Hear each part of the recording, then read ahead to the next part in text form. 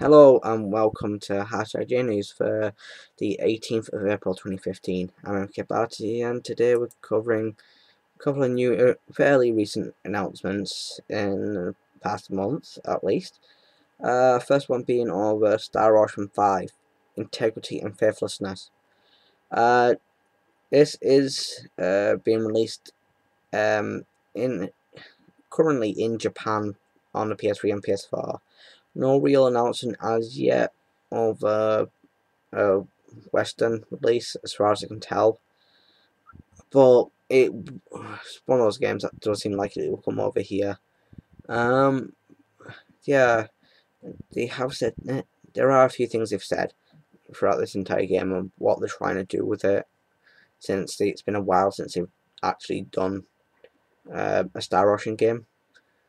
The last one was Star Ocean 4: The Last Hope, which was released a few years ago now.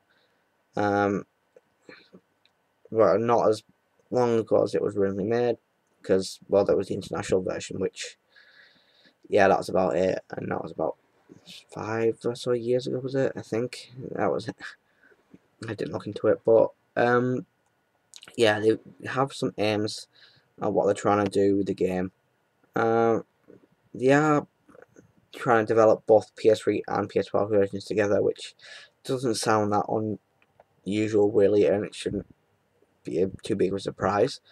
But yeah, they're just doing a basic game for what I'm assuming for both of them, but instead of from upgrading PS3 version to PS4, and hopefully using some of its PS4's features, including the share button.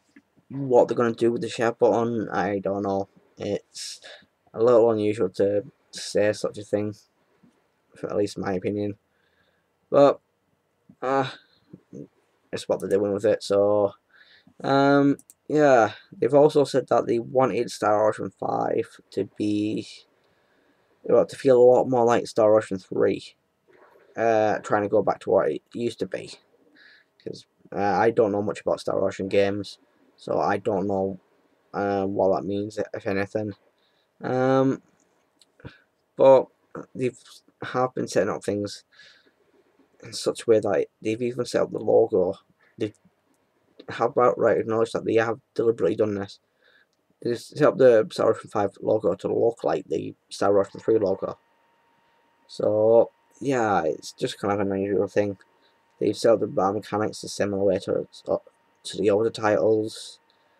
The only thing they've really changed in it, massively at least, is really the boss battles.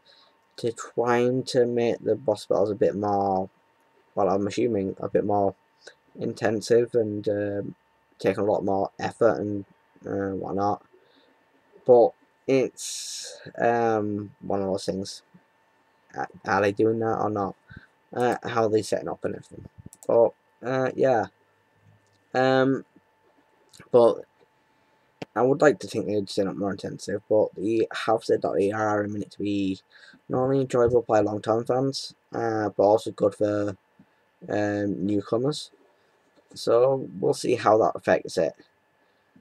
There are other plans to actually to not be releasing any story mode DLC either, which is good actually, because of the way they put it was that they didn't want fans to feel like the certain versions as a more complete version than others, basically. Which, yeah, it's good on them. No exclusivity to the at least the original release at this point. So yeah, we'll see what happens with that. Um, yeah, so, so hopefully this will turn out good for, especially for the fans of Star Ocean. I'm not gonna try and be one of those people that will intend to go all the way to buy this game, even if it comes over here. But I really probably should try it though, to be fair. Um, but another game that has been talked about recently, um, which was Dragon Quest Heroes. They kind of give it an English title now to be the World Trees Wars and Blight Below. It's not exactly a great title, to be fair. But This is a game that's already out in Japan. I've already talked about it once before. I'll put a link in the description below to that video where it's at.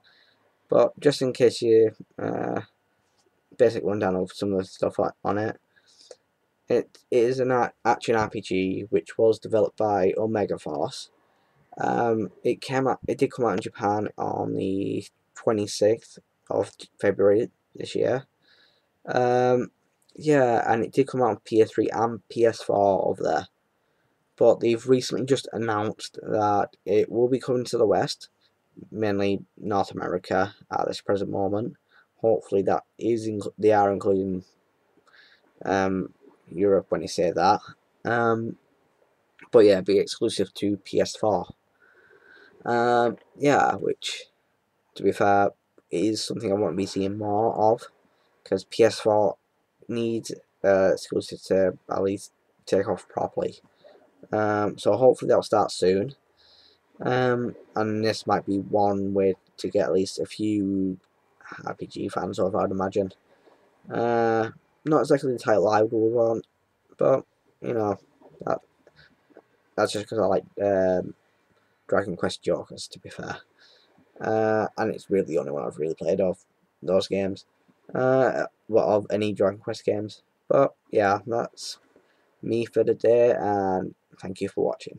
See you next time.